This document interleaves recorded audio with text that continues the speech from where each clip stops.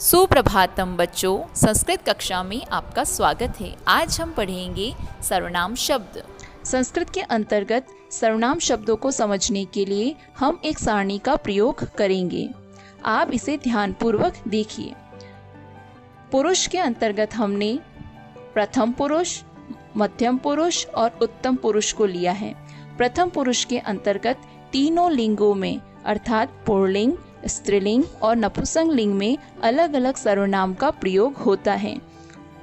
जैसे प्रथम पुरुष के अंतर्गत एक वचन होने पर सह, स्त्रीलिंग के लिए सा और नपुंसक लिंग के लिए तत् का प्रयोग होता है, जिसका अर्थ होता है वह।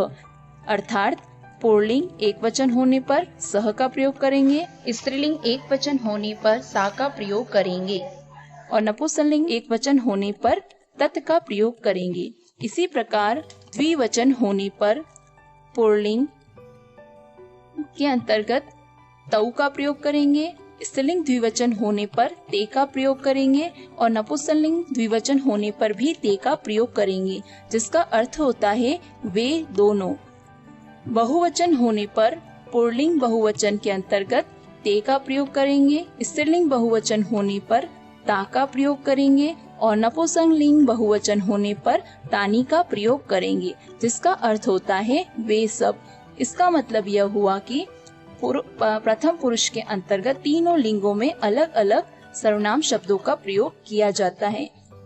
अब आप देखिए, इस सारणी को आपको इस प्रकार से याद करना है। सह, तौ, ते, सा, ते, ताह और तत्, ते, तानी, जिसका अर्थ होता है सह, सा और तत्। इन तीनों का अर्थ होता है वह। इसी प्रकार तौ, ते और ते, इन तीनों का अर्थ होता है वे दो या वे दोनों। ते, ताह और तानी, इसका अर्थ होता है वे सब। अब हम जानेंगे मध्यम पुरुष के बारे में। मध्यम पुरुष जो हमारी बात को सुनता है। मध्यम पुरुष में तीनों ही लिंगों के लिए पुल्लिंग, स्त्रीलिंग या नपुंसक लिंग तीनों के लिए एक ही सर्वनाम शब्द का प्रयोग होता है। मध्यम पुरुष एक वचन होने पर त्वम, जिसका अर्थ होता है तुम। मध्यम पुरुष द्विवचन होने पर प्रयोग होगा युवाम का, जिसका अर्थ होता है तुम दोनों। और मध्यम पुरुष बहुवचन होने पर प्रयोग होगा यूयम का, जिसका अर्थ होता है तुम सब। इस प्रकार मध्यम पुरुष के सर्वनाम होंगे त्वम, युवाम, यूयम। अब देखिए उत्तम पुरुष।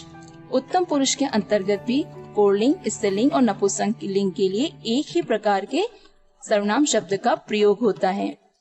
अहम का मतलब होता है मैं, आवाम का मतलब होता है हम दोनों और वयम का मतलब होता है हम सब। इस प्रकार प्रथम पुरुष के अंतर्गत पुल्लिंग, स्त्रीलिंग, नपुंसक लिंग के लिए अलग अलग सर्वनाम शब्दों का प्रयोग होगा।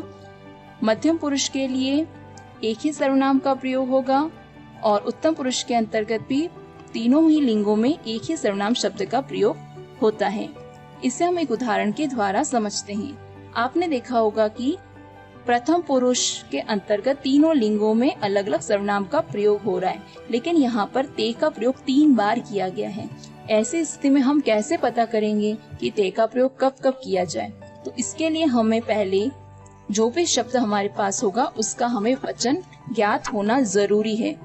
अगर हमारे पास शब्द होगा बालकाह, बालका का मतलब होता है अनेक लड़के, तो बहुवचन होने की वजह से यहाँ पर हम सारणी में बताए अनुसार पुल्लिंग के बहुवचन सर्वनाम का प्रयोग करेंगे। मतलब यहाँ पर आएगा ते बालकाह। इसी प्रकार कन्ये शब्द होने पर हम यहाँ पर भी ते का प्रयोग करेंगे, क्योंकि कन्ये शब्द स्त्रीलिंग द्विवचन का शब्द है, इसलिए यहाँ पर भी हम इस सारणी के हिसाब से ते का प्रयोग करेंगे। और इसी प्रकार से अगर हमारे पास नपुंसक लिंग द्विवचन का शब्द होगा तब भी हम ते का प्रयोग करेंगे। तो बच्चों, आपको आज का सर्वनाम शब्द समझ में आ गए होंगे कि किस प्रकार हमें किन किन शब्दों के साथ कौन से सर्वनाम का प्रयोग करना है। धन्यवाद बच्चों।